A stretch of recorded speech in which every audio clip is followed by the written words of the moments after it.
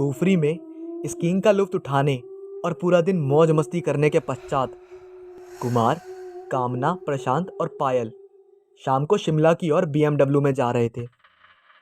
सर्दियों के दिन, जनवरी का महीना, शाम के 6 बजे गहरी रात हो गई थी। गोल घुमावदार रास्तों में अंधकार को चीरते पेड़ों के झुरमुट के बीच कार निकलती जा रही थी। सैलानी इस समय सड़कों पर कार चलाते नजर आ रहे थे। टूरिस्ट टैक्सियां भी वापस शिमला जा रही थी। कुफरी की ओर इक्का दुक्का कारें नजर आ रही थी। बातों के बीच चारों शिमला की ओर बढ़े जा रहे थे। लगभग आधा घंटा सफर कट गया था। कार स्टीरियो की तेज आवाज में हंसी ठिठोली करते हुए सफर का आनंद उठाते हुए समय का पता ही नहीं चल रहा था। झटके मारते हुए कार क्यों चला रहे हो? प्रशांत ने झटकती हुई कार में झूलते हुए कुमार से पूछा। प्रशांत भाई, मैं तो कार ठीक चला रहा हूँ, मालूम नहीं है अचानक से झटके क्यों खा रही है। कुमार ने झटके खाती कार को संभालते हुए कहा। कार को थोड़ा साइड करके देख लेते हैं, हो सकता है कि डीजल में कचरा आ गया हो। थोड़ी रेस देकर देखता हूँ कि कार रिदम में आ जाए। कुमार ने क्लच दबाते हुए कार का एक्सीलेटर दबाया, लेकिन कोई खास कामयाबी नहीं मिली। कार झटके खाती हुई रुक गई। अब क्या करें? चारों के मुख से एक साथ निकला। सभी सोचने लगे कि काली रात के साये में कुछ भी नजर नहीं आ रहा था। सोने पे सुहागा तो धुंध ने कर दी थी। धीरे धीरे धुंध बढ़ती रही थी। ठंडक भी धीमे धीमे बढ़ रही थी। कार सड़क की एक साइड पर खड़ी थी। इक्का दुक्का कार टैक्सी आ जा रही थी। प्रशांत, बाहर निकलकर मदद मांगनी पड़ेगी यार, कार में बैठे रहने से कुछ नहीं होगा। कार तो हम चारों को ही चलानी है, लेकिन कार के मैकेनिक गिरी में चारों फेल है यार। शायद कोई कार या टैक्सी से कोई मदद मिल जाए। ये कहकर कुमार कार से बाहर निकला। एक ठंडी हवा के तेज झोंके ने उनका स्वागत किया। शरीर में झुरझुरी सी फैल गई। प्रशांत भी कार से बाहर निकला। पायल और कामना कार के अंदर बैठे रहे। ठंड बहुत अधिक थी। दिल्ली निवासियों कुमार और प्रशांत की झुरझुरी निकल रही थी। दोनों की हालत दयनीय होने लगी। थोड़ी देर खड़े रहे तो यार कुल्फी बन जाएगी हमारी, कुमार ने प्रशांत से कहा। ठीक कह रहे हो, लेकिन कर भी क्या सकते हैं, प्रशांत ने जैकेट की टोपी को ठीक करते हुए कहा। लिफ्ट मांगकर शिमला चलते हैं, कार को यहीं छोड़ते हैं, सुबह शिमला से मैकेनिक ले आएंगे, कुमार ने सलाह दी। ठीक कहते हो। रात का समय था। गाड़ियों की आवाजाही एकदम कम थी। काफ़ी देर बाद एक कार आई। उनको कार के बारे में कुछ नहीं मालूम था।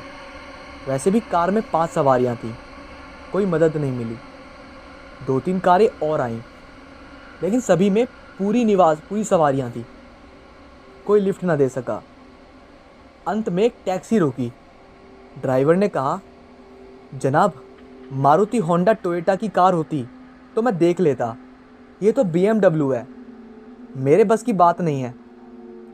एक काम कर सकते हो, टैक्सी में एक सीट खाली है। पति पत्नी कुफरी से लौटकर शिमला जा रहे हैं। उनसे पूछा तो एक बैठकर शिमला तक पहुंच जाओगे। वहां से मैकेनिक लेकर ठीक करवा सकते हो। टैक्सी में बैठे पति पत्नी ने इजाजत दे दी। कुमार टैक्सी में बैठकर शिमला की ओर रवाना हुआ। प्रशांत कार में बैठ गया। प्रशांत, पायल और कामना बातें करते करते समय व्यतीत कर रहे थे। धुंध बढ़ती जा रही थी। थोड़ी देर बाद प्रशांत पेशाब करने के लिए कार से उतरा। कामना, पायल कार में बैठे बैठे बोर हो गई थी। मौसम का लुत्फ़ उठाने के लिए दोनों बाहर कार से उतरी। कपकपाने वाली ठंड थी। कार में बैठो, बहुत ठंड है, कुल्फी जम जाएगी, प्रशांत ने दोनों से कहा। बस 2 मिनट, मौसम का लुत्फ़ लेने दो, फिर कार में बैठते हैं, पायल और कामना ने प्रशांत को कहा। भूतिया माहौल है, कार में बैठते हैं, प्रशांत ने कहा। प्रशांत की बात सुनकर पायल खिलखिलाकर हंसने लगी। भूतिया माहौल नहीं, मुझे तो फिल्मी माहौल लग रहा है। किसी भी फिल्म की शूटिंग के लिए परफेक्ट लोकेशन है। काली अंधेरी रात, धुंध के साथ सुनसान पहाड़ी सड़क, हीरो हीरोइन का रोमांटिक मूड, स्विंग सॉन्ग। कौन सा गीत याद आ रहा है? तुम दोनों गाओ। मेरा रोमांटिक पार्टनर तो मैकेनिक लेने गया है, कामना ने ठंडी आह भर के कहा। तीनों हंस पड़े। तीनों अपनी बातों में मस्त थे। उनको मालूम ही नहीं पड़ा कि कोई उनके पास आया है। एक शख्स जिसने केवल टी शर्ट पैंट पहनी हुई थी प्रशांत के पास आकर बोला, आपके पास माचिस है क्या? इतना सुनकर तीनों चौंक गए। जहाँ तीनों ठंड के मारे कांप रहे थे, वहीं वह शख्स केवल टी शर्ट और पैंट पहने था। कोई ठंड नहीं लग रही थी उसे। प्रशांत ने उसे ऊपर से नीचे तक गौर से देखा और कहा, आपको ठंड नहीं लग रही क्या? उसने प्रशांत के इस प्रश्न का कोई उत्तर नहीं दिया, बल्कि बात करने लगा। आप भूतिया माहौल की अभी बातें कर रहे थे। क्या आप भूतों में विश्वास करते हैं? क्या आपने कभी भूत देखे हैं? नहीं, दिल्ली में रहते हैं, ना तो कभी देखा है और ना कभी विश्वास किया है भूतों पर, प्रशांत ने कहकर पूछा। क्या आप विश्वास करते हैं? हम पहाड़ी आदमी हैं। हर पहाड़ी भूतों को मानता है, उनका अस्तित्व होता है। उस शख्स की भूतों की बातें सुनकर कामना और पायल से रहा नहीं गया। उनकी उत्सुकता और बढ़ गई। भाई कुछ बताओ भूतों के बारे में, फिल्मी माहौल हो रहा है, कुछ बताओ। उस शख्स ने कहा, देखिए हम तो मानते हैं, आप जैसा कह रहे हैं कि शहरों में भूत नज़र नहीं आते, हो सकता है नहीं आते होंगे, मगर पहाड़ों में तो हम अक्सर देखते रहते हैं। कहाँ से आते हैं भूत और कैसे होते हैं, नज़र क्यों नहीं आते? प्रशांत ने पूछा। उस शख्स के हाथ में सिगरेट थी। वह सिगरेट को हाथों में घुमाता हुआ बोला, भूत हमारे आसपास ही होते हैं, वे रोशनी में नज़र नहीं आते। होते कौन है भूत, कैसे बनते हैं? पायल ने पूछा। यहाँ पहाड़ों के लोगों का मानना है कि जो एक्सीडेंटली मारा जाता है ना, वो भूत बनता है, या फिर जिसका कत्ल कर दिया जाता है वे भूत बनते हैं। उस शख्स ने कहा, क्या वे किसी को नुकसान पहुंचाते हैं या मारपीट करते हैं? प्रशांत ने पूछा। अच्छे भूत किसी को कुछ नुकसान नहीं पहुंचाते। अच्छा मैं चलता हूँ, सिगरेट मेरे पास है, आपके पास माचिस है तो दीजिए, सिगरेट सुलगाते लेता हूँ, उस शख्स ने कहा। प्रशांत ने लाइटर निकालकर जलाया। उस शख्स ने सिगरेट सुलगाई। लाइटर की रोशनी में सिर्फ सिगरेट नजर आई। वह शख्स गायब हो गया। लाइटर बंद होते ही वह शख्स नजर नहीं आया। तीनों के मुख से एक साथ निकला, भूत। तीनों प्रशांत, पायल और कामना का शरीर अकड़ गया और बेसुध होकर एक दूसरे पर गिर पड़े। अकड़ा शरीर, खुली आंखें, लगभग मृत्यु देह के समान तीनों मूर्छित थे। वह शख्स कुछ दूरी पर सिगरेट खड़ा होकर पी रहा था। तभी वहाँ आर्मी का ट्रक गुजरा। उसने ट्रक को रुकने का इशारा किया। ट्रक ड्राइवर उसे देखकर समझ गया कि वह कौन है। ट्रक से आर्मी के जवान उतरे और तीनों को ट्रक पर डाला और शिमला के अस्पताल में भर्ती कराया। कुछ देर बाद कुमार कार मैकेनिक के साथ एक टैक्सी में आया। अकेली कार को देखकर वो परेशान हो गया कि तीनों कहाँ गए। वह शख्स जो कुछ दूरी पर था, उसने कुमार को बताया कि ठंड में तीनों की तबीयत अचानक से खराब हो गई। आर्मी के जवान उन्हें अस्पताल ले गए हैं। ये कहकर वह शख्स विपरीत दिशा की ओर चल दिया। मैकेनिक ने कार ठीक की और कुछ देर बाद शिमला की ओर रवाना हुए। कुमार सीधा अस्पताल गया। डॉक्टर से बात की। डॉक्टर ने कहा कि तीनों को सदमा लगा है। वैसे घबराने की कोई बात नहीं है, लेकिन सदमे से उभरने में समय लगेगा। कुमार को कुछ समझ नहीं आया कि उन्होंने क्या देखा कि इतने सदमे में आ गए। अगली सुबह आर्मी ऑफिसर अस्पताल में तीनों को देखने आया। IML अरोड़ा ने कहा, मेरी यूनिट ने इन तीनों को अस्पताल में एडमिट कराया था। कुमार ने पूछा, मुझे कुछ समझ में नहीं आ रहा कि अचानक से क्या हो गया। कर्नल अरोड़ा ने कुमार को रात की सारी बातें ब्रीफ में समझाईं कि वह शख्स भूत था, जिसे देखकर तीनों सदमे में चले गए और बेसुध हो गए। वह एक अच्छा भूत था। अच्छे भूत किसी को नुकसान नहीं करते। उसने तीनों की मदद की, हमारे ट्रक को रोका और कुमार के विपरीत आने तक वहीं रुका रहा। शाम तक तीनों को होश आ गया। 2 दिन बाद अस्पताल से छुट्टी मिली और सभी दिल्ली वापस गए, लेकिन सदमे से उभरने में लगभग 3 महीने लग गए उन्हें। आज 7 साल बीत गए उस घटना को। चारों कभी भी घूमने रात को नहीं निकलते। नाइट लाइफ बिल्कुल बंद कर दी। घर से ऑफिस और ऑफिस से घर, बस यही रूटीन है उनका। उस घटना को याद करके आज भी उनका बदन ठंडा हो जाता है।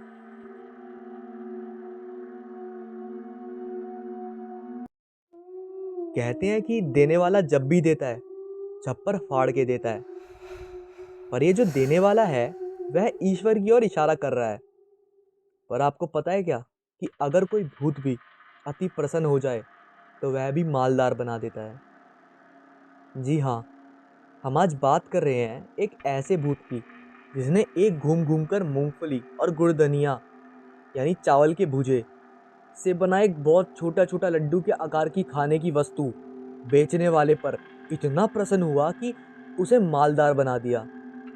आखिर क्यों और कैसे, आइए इस कहानी को आगे बढ़ाते हैं ताकि इन रहस्यों पर से पर्दा उठ सके। हाँ, एक बात और, इस कहानी को आगे बढ़ाने के पहले मैं आप लोगों को बता दूं कि इस कहानी में कितनी सत्यता है। यह कहानी मैं नहीं कह सकता, क्योंकि ये कहानी मेरे को मेरे गांव में सुनने को मिली थी और इसकी गवाही हमारे गांव की जनता देती है। लेकिन वो भी अगर इस कहानी की गवाही दें तो ये भी 70 से 80 साल पुरानी होगी। चलिए अब कहानी को स्टार्ट करते हैं। पहले गांव में कुछ बनिया फेरी करने आते थे। आज भी आते हैं पर कम मात्रा में। कोई छोटी मोटी खाने की चीज़ें बेचता था तो कोई श्रृंगार के सामान, धनिया, मसाला आदि।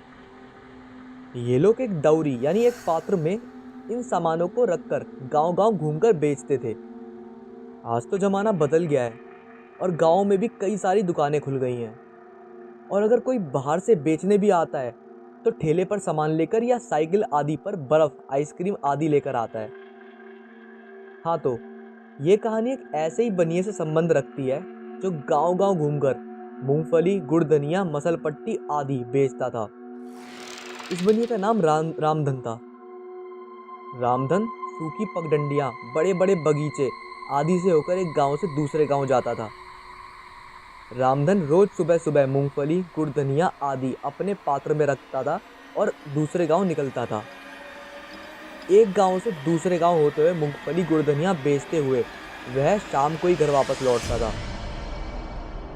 जब वह अपनी दौरी उठाए चलता और बीच बीच में बोलता, ले गुड़धनिया, ले मूंगफली, ले मसलपट्टी, दांत में सट्टी, लड़का खाई सयान हो जाई, बूढ़ी खाई जवान हो जाई।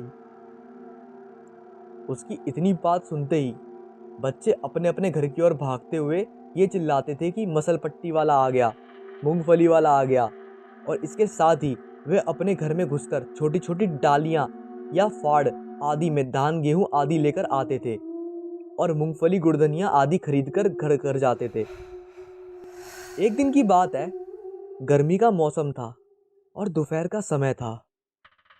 लू इतनी तेज चल रही थी कि लोग अपने घरों में ही दुबके थे। इस समय रामधन अपने सिर पर दौरी उठाए हमारे गांव के पास के गांव में खेतों से होकर चल रहा था।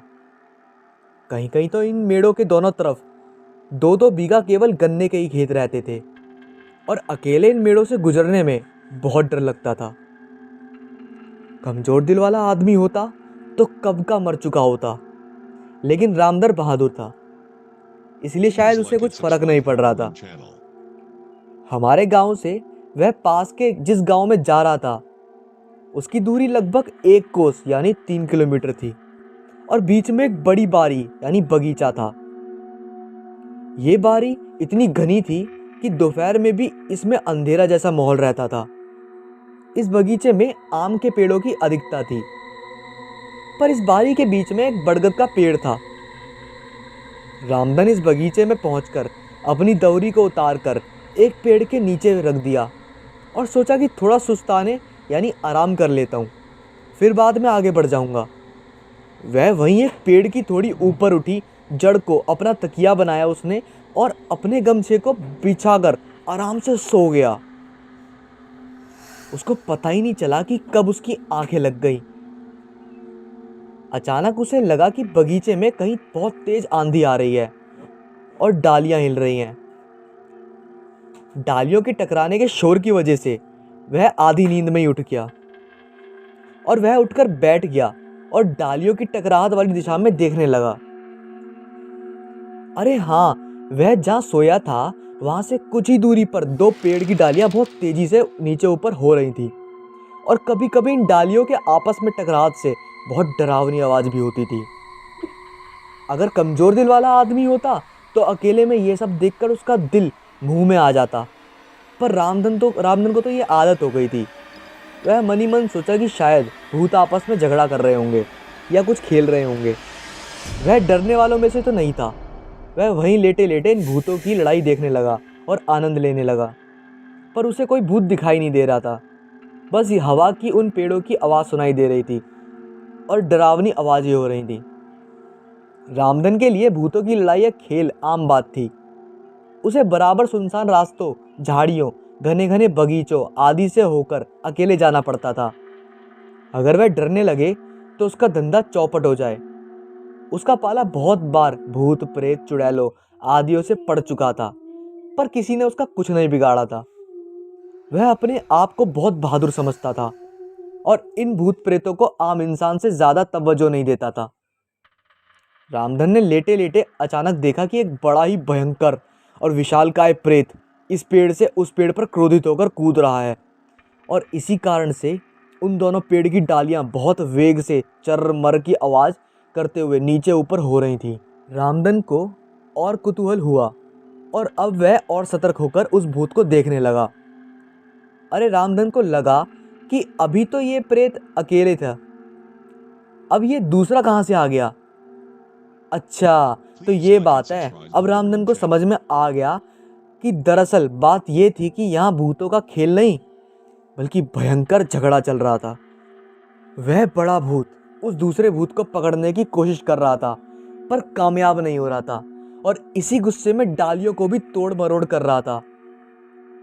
अरे अब रामधन था, उसे मजा आ रहा था, मतलब ये सब देखने में, क्योंकि भूतों की संख्या बढ़ती जा रही थी। अभी तक जो ये भूत अदृश्य थे अब एक एक करके दृश्य होते जा रहे थे और रामधन के लिए सबसे बड़ी बात ये थी कि आज तक उसका पाला जितने भूत प्रेत चुड़ैलों आदि से पड़ा था उनमें काफ़ी समानता थी, पर आज जो भूत एक एक कर प्रकट हो रहे थे उनमें काफ़ी असमानता थी। वे एक से बढ़कर एक विकराल थे। किसी किसी की सूरत तो बहुत ही डरावनी थी। रामधन को ऐसी भूतनी भी दिखी जिसको 2 सिर और 3 पैर थे। उसके नाक नहीं थे और उसकी आंख भी नहीं थी और वह भी मुंह के नीचे। रामधन अब बैठ चुका था और अब भूतों के लड़ने की प्रक्रिया भी बहुत तेज हो चुकी थी। भूत एक दूसरे के जान के प्यासे हो गए थे। इन भूतों की लड़ाई में कई डालियां भी टूट चुकी थी और उस बगीचे में बवंडर उठ गया था। अंत में रामधन ने देखा कि एक विकराल बड़े भूत ने एक कमजोर भूत को पकड़ लिया है और बेतहासा उसे मारे जा रहा है। अब धीरे धीरे करके भूत अदृश्य भी होते जा रहे थे। अब वहाँ वही केवल 3 टांग वाली भूतनी और वो भयंकर विकराल भूत बचा हुआ था। अब रामधन भी उठा क्योंकि इन भूतों की लड़ाई में लगभग 1 घंटे निकल चुके थे। रामधन ने ज्यों ही अपनी दौरी उठाना चाहा वह उठ ही नहीं पा रहा था। रामधन को लगा कि अचानक ये दौरी इतनी भारी क्यों हो गई। उसने दोबारा कोशिश की और फिर तिबारा, पर दौरी उठी नहीं। वह पसीने से पूरा नहा गया और किसी अनिष्ठा की आकांक्षा से कांप गया। उसने मन ही मन हनुमान जी का नाम लिया, पर आज उसे क्या हो गया वह समझ ही नहीं पा रहा था। आज तक तो वह कभी डरा ही नहीं था, पर आज उसे डर सताने लगा था। उसके पूरे शरीर में कपकपनी सी छूट गई थी और उसके सारे तौर पैतरे एकदम खड़े हो गए थे। अचानक उसे उस बगीचे में किसी के चलने की आवाज़ सुनाई दी। ऐसा लग रहा था कि कोई मदसत हाथी की चाल से उसके तरफ बढ़े जा रहा है। रामधन को कुछ दिखा नहीं, लेकिन बस उसे आवाज़ सुनाई दे रही थी।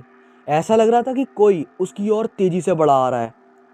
उसके पैरों के नीचे आकर सूखी पत्तियां चरमर कर रही थी। अब रामधन ने थोड़ी हिम्मत से काम लिया और भागना उचित नहीं समझा।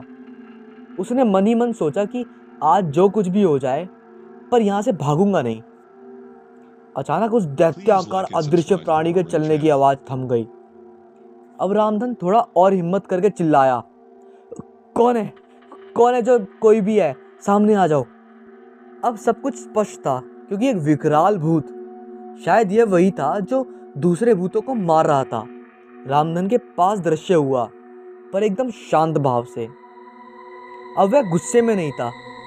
रामधन ने थूक घोटकर कहा, कौन हो तुम और क्या चाहते हो? क्यों मुझे परेशान कर रहे हो? मैं डरता नहीं।